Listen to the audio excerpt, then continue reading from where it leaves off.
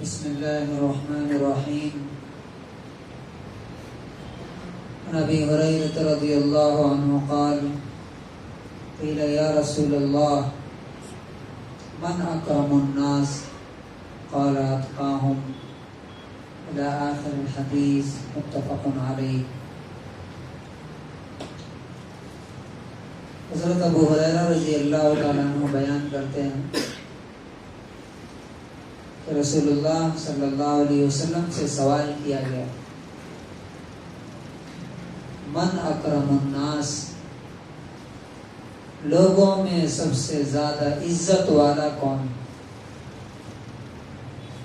اللہ تعالیٰ کے نزدیک سب سے زیادہ ریسپیکٹیبل کون ہے؟ تو آپ صلی اللہ علیہ وسلم نے فرمایا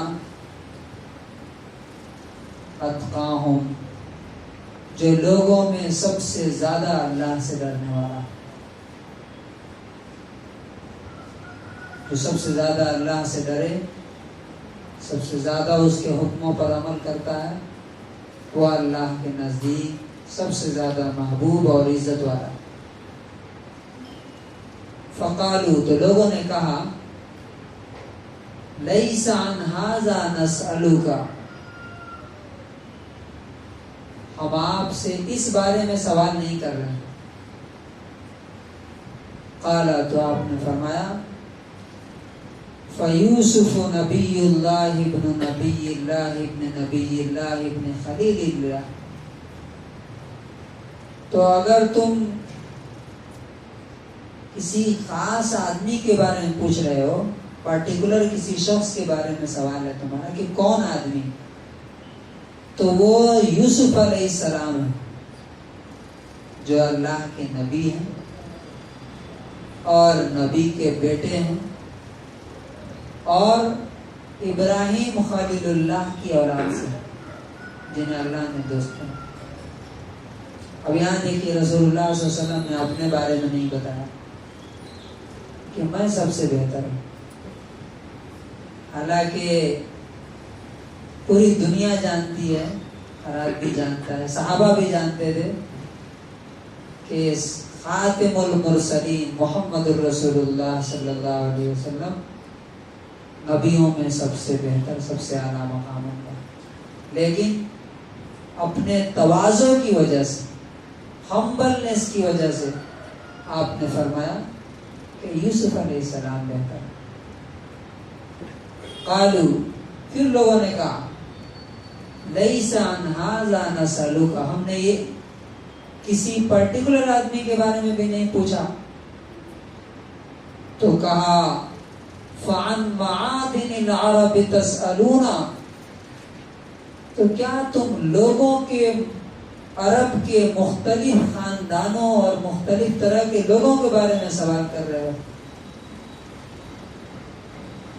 پھر آپ نے خود ہی جواب دیا خیارہم فی الجاہلیت خیارہم فی الاسلام، ان میں جو جاہلیت میں یعنی اسلام آنے سے پہلے